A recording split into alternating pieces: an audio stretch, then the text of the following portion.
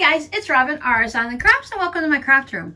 This is my WiP It Wednesday video where I'm going to show you whatever I've been working on in the craft room, and then afterwards we'll have a little chitter chatter about what's been going on in my life this week. All I gotta say is it sure feels like it's been much longer than a week since we last chatted. It feels like, well, it felt like March went on forever. It felt like January went on forever. February went pretty quick, right? But now here we are in April, and I tell you, April is taking forever. But I did get to play a little in the craft room this week. I put this little piece of fabric over here to remind me. I made 2 masks for my daughter. Let me put up a picture.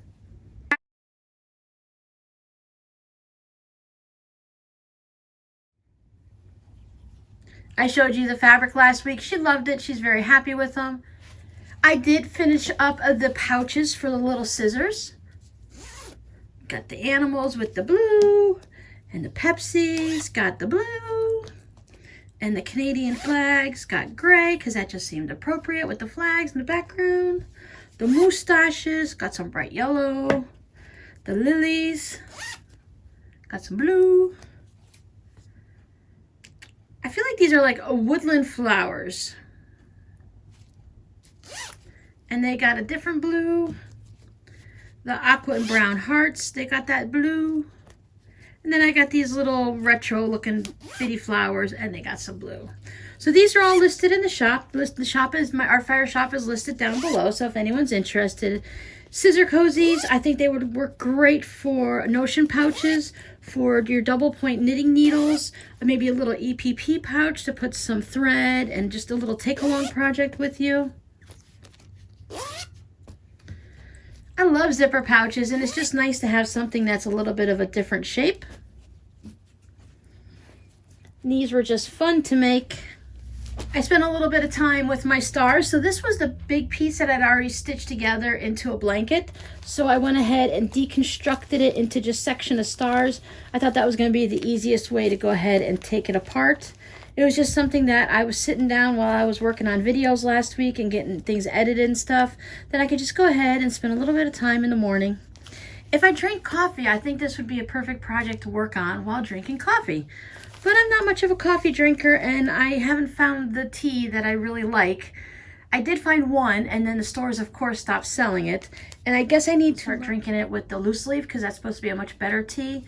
So that's what I'm going to have to move on to. I'm just not sure what I want to drink yet. I do know that I don't do a black tea because it causes a lot of heartburn, and that I like the fruity ones. I'll find something. Now, I normally save the crochet stuff and the knit stuff, any yarn products, for the first of the month, the first Wednesday of the month. But since I spent my majority of Saturday working on this, I thought I would show you the taco so far. So I did get one little taco done. Do I have more than one? Oh, nope. I've got...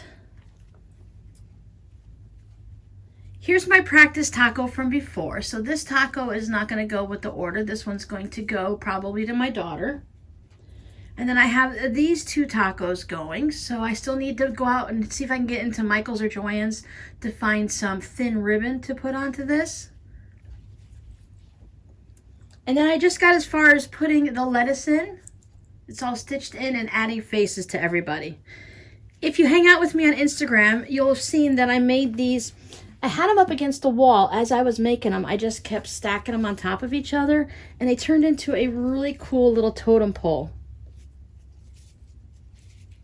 So I had taco totem poles. I'll see if I can put a picture in, but the pictures always seem to do that weird thing where they like to scroll and stuff, so I'm not sure if you're going to see it. But head on over to Instagram, and you'll be able to see it there.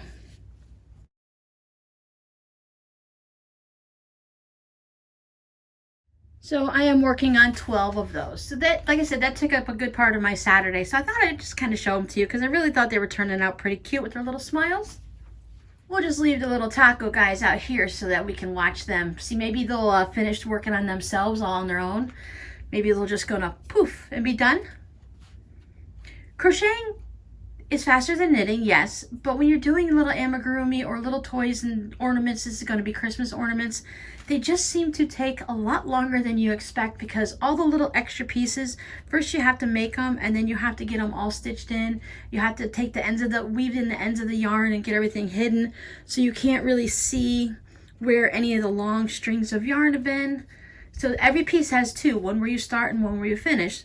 So you got 1, 2, 3, 4, 5 tomatoes, the lettuce, the cheese, and the shell, plus the face and everything. As you can see, I'm able to just hide the face really easily by just tucking that up inside. And once the cheese goes on, you can't see anything. So that's really nice that way, at least. So yeah, so they take a lot longer than you really expect them to do. So I don't know about you guys, but like I said, the month has been taking really a long time for me, and it seems like I'm losing control of every week. First it takes forever, and then the next thing you know, oh, it's Monday already and the week is over. Yet the part when you're going from Monday through Saturday or something, it just drags on. This week, let's see, Miranda and I, my daughter and I, we went and we spent Thursday together. It took us most part of, well, it didn't take us the whole day to do what we did, but we hung out for the majority of the day. We'd gone up to Lowe's, which is a home improvement center here, and we picked up some supplies. And from some of my videos, you guys may have noticed I have water damage at the bottom of my house. And some areas of my house were worse than others, and they needed to be repaired right away before we got into the next rainy season, because I was afraid with maybe a hurricane coming through or even just the rain, I didn't want the water to get inside the house. So we went and did some patchwork. We weren't really sure exactly how, because Rob was the carpenter in the house. He was the one that built houses and stuff. Now, hanging out with him for all these years, I do have knowledge. Like I taught Miranda how to use a circular saw, which really isn't that hard. You just have to not be scared of it because it's very loud, and you have to be very safe with it, of course, so you don't wound yourself. Make sure you know where all your body parts are. Then just having that power of that saw in your hand going through the wood, there's just a little bit of tips and tricks like anything else in life that you just kind of need to know to make it go smoother and easier. So she now knows how to use a circular saw for a lot of different things and in different ways. So we did pick up some wood from Lowe's, and we picked up some caulk and stuff like that, because if you're going to put wood on the outside of the house, you need to make sure your caulk area is up so that the water doesn't get into it and damage it. We had to replace the bottom part of a windowsill, because my window on the outside of my house has wood that frames it. So because I know what I'm doing, because my father and my grandfather raised me to be able to do all these things on my own. So I know how to do certain things, and then Rob taught me other things. And just by being around someone like that, like Rob knows how to, and my kids, a lot of them know how to do certain things. Like Rob knows a lot of aspects about quilting. Just from sitting on the other side of this wall and listening to all of these videos, he's actually learned how to do certain things. Now, of course, hearing it and doing it is totally different. It just takes me a little bit longer than it would take someone who's experienced. But we were able to do some repairs on the house. We replaced 2 of those windows. I always think a windowsill is the flat part, but I still think it's considered a windowsill. So we replaced the bottom part of 2 of the windows from just the way the rain comes down and splashes from the ground and up, because some of my windows are really low. We replaced those, got them all painted and caulked and nailed and screwed, and we did it, and I tell you, it looks good. The one part that we patched on the house isn't perfect, but it's going to work for now until we'd figured out a plan. We spent the afternoon after we fixed all that up, we did discuss what we were going to do. And when you take some time and you look through things and you talk it over with someone else, you can kind of figure out a plan. So things aren't as bad on the house as my daughter thought, but yet I think she doesn't realize how bad certain parts of it are. Because you don't always know what you're doing when you're working on renovating a house until you start taking things off. Like when you start opening up walls inside, you don't know what your plumbing and your wiring looks like. I've watched enough renovation shows to know that it can be very, very scary, and everything looks good on the outside until you take that drywall down and you see what's on the inside. So anyways, we got that all taken care of. So while we were at Lowe's, I also picked up I'd already picked up the parts to replace the insides of both my toilets, but I didn't want to replace those until I bought new toilet seats. So now that I have the toilet seats, I can go ahead and replace everything about the toilet except for the actual toilet itself. And hopefully that'll kind of update things and stop some of the issues I'm having. Like one of the toilets, it's the one that Rob and the kids always had. So it was like, I have my own bathroom. Like no one uses mom's bathroom because it's in my room. And Rob put a water saver toilet thing in the back of the tank there. And it's been a few years. It needs to be replaced. And I don't like the water saver feature of it. I save plenty of water. I'm very conscious of what I'm doing. But when I want that toilet to flush, I want that toilet to flush. You know what I mean? So I'm replacing that, and his toilet leaks a little bit, so that's been turned off for a while. So I need to go ahead and replace all of his. So I'm like, why not put new toilet seats on, right? Fancy it up a little bit. So that's going to be on probably next week's agenda. I really don't feel like tackling it this week. So that's how we spent Thursday. Saturday, I braved the grocery stores. Have you guys been to the grocery stores lately? Mine used to be nice and calm and quiet, and you just see a person every few aisles. Well, I don't know if it's because I didn't go to Walmart this time. I went to Aldi's. Aldi's was packed. I got there, they opened at 9. I got there at like 9:08, and that store was already packed. They were already getting close to the limit of the people they were allowed to have in the store based on square footages, because they're doing where, I've seen it all across our country here in the U.S., like at Costco and Walmart and Target and stuff, where you have to wait outside in line, only so many people. I think it's 10 people per 500 square feet that they're doing. So I think we were getting pretty close to that max, because every time I turned around, there was a person somewhere. And all these is set up where you have your aisles, right? But then in the middle of the aisle, it has one that crosses this way. So at the beginning of this section and at the beginning of this section, they tell you which way you can walk so that you're not crossing this way with people. But when you get to this, if you cut through the center section, there's no markers either way. So I found myself constantly, either I was going the wrong way or someone else was. And every time I needed something, it was always on the previous aisle. So you have to go 2 aisles back to be able to backtrack and go back around. Not complaining. I'm just saying I got a lot of exercise when I went grocery shopping Saturday morning. Now, due to my food allergies, because I'm allergic to milk and soy, I tend to have to shop at different stores at different times to get certain products in the house. Like Aldi's and Publix has a lot of the dairy-free stuff. Aldi's has a better vegan cheese, which is of course dairy-free, than Publix does. So like I go to Publix for things like yogurt and ice cream and stuff like that, and then I go to Aldi's for my cheese, and I like their sausage and bacon. Then I have to go to Walmart for like dog food and stuff like that. So normally I do a circuit of 3 or 4 stores, maybe once a month when I go grocery shopping, and that's really not convenient anymore right now. So I'm just trying to pick one store. Like I went to Aldi's, so then in 2 weeks I'll go to Walmart and then stock up on a month of supplies from there. So that way I'm only going out twice a month instead of my normal once a month, with a little errand thrown in really quick for some produce or something. Whatever, you guys know how it is. You guys are all dealing with the same thing that we're all dealing with the same thing. It's just, it is how it is right now. So I have been going out, other than grocery shopping day, I've been going out and spending about an hour, hour and a half out in my backyard every morning, taking my fancy little Thatcher rake. It takes me, because I go around and I salt my snails and I stomp on snails and I salt my crabgrass, because I'm trying to just basically kill out whatever weeds are in my backyard so that I can plant fresh grass back there. So I've been going out, and it takes me about an hour and a half to take care of checking the perimeter, to raking everything up, putting it all into bags and sticking it out by the road for when the horticultural comes by on Thursday mornings. So I'm trying to get all that done. It takes me about one path across the back of my yard, which is 80 feet. I probably do about a 3-foot pass, about 3 foot wide, and it fills up 2 big black garbage bags. They're like 40-gallon trash bags. So there's a lot of old dead grass down there and a lot of weeds and vines and debris and stuff. Not like trash debris, but you know, yard debris. So I've been getting that all cleaned up, and if I go out there and I look straight down, I can see bare dirt everywhere, so I know I've done something. But if I just look out my back window or my kitchen window or something, I'll be like, huh, all that work and it doesn't look like it did anything. But I know it's going to pay off in the end. I've even decided what I'm going to do to control my neighbor's issue, because I have the neighbor in the backyard with the pool, and you guys have all heard about that. Even the workers are being a pain in the butt. So I'm trying to figure out what I can do back there. And then I have this neighbor on this side, and we've been neighbors for a long time, but it seems like she feels that since Rob was the loud one in the family that would always come out and yell at people and stop them for doing something, that I should be an easy pushover, and that she feels that if I'm not using my yard, that she should be able to use it. And I'm like, I am not that pushover. So I need to put a barrier up. I need to block.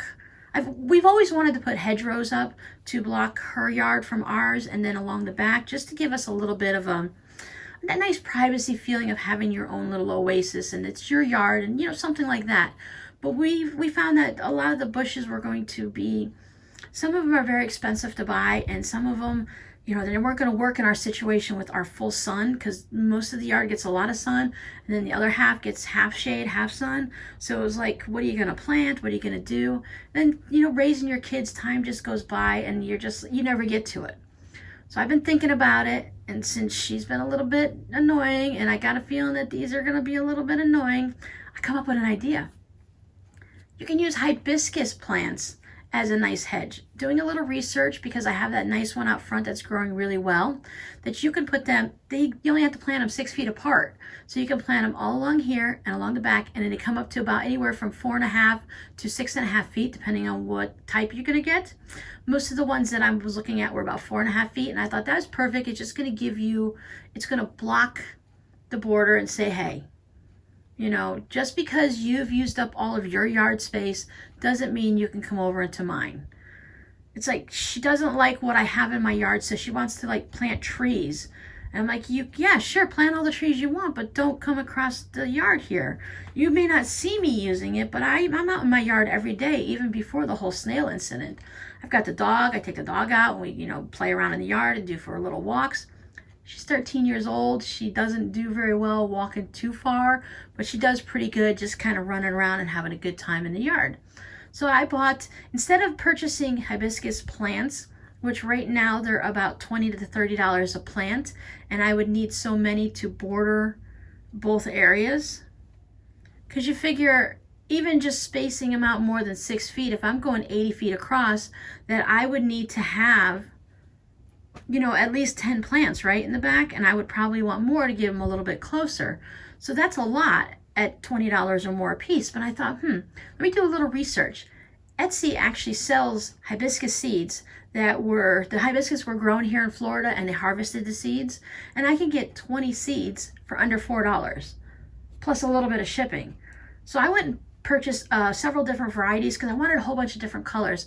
I've got a white one, a bright yellow one, I picked up a purple one, and I think a purpley gray one or something. And I also found a green rose. I had never heard of a green rose before. I thought you had to put like food coloring in the water and you put the rose in and then it would change color. I mean, I know there's yellow and then there's the pink and the red, and I heard that there's black, but I didn't know there was a green. Now, green's not normally my color. I'm always all over the pink and purple, but I thought, hey, you know what? The green rose just called my name. So I got 20 of those seeds, once again, for under $4. So I thought that was a really great deal. If I remember, I'll put the link down below in the description box or over in a comment to the Etsy shop that I purchased them from. These seems to have a really good rating on it. They've sold a lot of they've had a lot of orders. They've sold a lot of seeds and a lot of plants, and their germination rate of their seeds has been pretty good. So I went ahead and picked them up from that shop. And they say that hibiscus really don't take very long to grow, that you can actually plant them in the ground. But my neighbor has a riding lawnmower, and since she doesn't have a lot of space between her house and her property line, that I'm afraid she's going to go a little crazy and run them over. So I'm going to keep them in containers until they get to be a noticeable height, and then I will go ahead and stake them all through the yard so that I don't accidentally mow over them, nobody else mows over them, and maybe my dog won't run over them, right? Susie's got this thing about gardens. Anywhere there's flowers and stuff planted, she's got her nose down in the dirt all the time. I guess it's because I've dug up the dirt and stuff, so all those smells are there for her, but she gets really excited about those. So that is what's been going on in my week, probably a little bit more than you expected to hear this week, but it's kind of nice to get outside and get a little work done. I am being very careful because I know that I have the neck and the shoulder issues and stuff like that. So I know not to push it, that an hour and a half because the raking takes maybe about an hour to get because I rake this way and then I rake this way with the thatcher thing, so that I get about a foot and a half this way and a foot and a half this way, or half a yard this way and half a yard that way. So that way I can get it all down into a nice little row, and then I pick it all up. And I know it's just about enough to not make my shoulders scream and cry for the rest of the day, because I don't want to do like once or twice a week. I want to get this done so then I can determine whether or not I'm going to have to rent a rototiller and bring my children over to rototiller up my yard before I go ahead and plant the seed. But I'm determined to do this with my manpower and without bringing in anything extra. So we'll see how it goes. I've done a before video, so I'm going to do a progress video a little bit later on, and then I was thinking about maybe just do a whole compilation and then keep it separate from any of these other videos. So if you want to watch it, you can, and if you don't, you don't. So have you guys been getting out? I heard a lot of you have been working in your gardens lately. It's starting to get to that point where you're not ready to plant because you still have your final frost and stuff like that. We have had a few cold fronts come through, but for us, a cold front just means it's 60 degrees in the morning instead of 75. So we don't have to worry about, final frost or anything like that. We're very spoiled where we can plant year round. So yeah, I've heard many of you guys are working in your gardens and getting them all tilled up and ready. I've seen a lot of people who have those raised beds. They're pulling out all the weeds and getting them all. I always love to see that dark dirt that's coming up before they start planting everything. It's like, what that dark dirt means. You know that it means you're going to have, flowers or produce, some nice vegetables and stuff that's going to feed your family. And since most of the time, many of us are only going to the store extra, we're shopping once a month. When we have to go any time in between, it's mostly for milk or produce. If you have it growing in your backyard garden, you don't have to leave. So don't overdo it. Make sure you wear your sunscreen and keep hydrated. And I'll see you guys next week. Bye.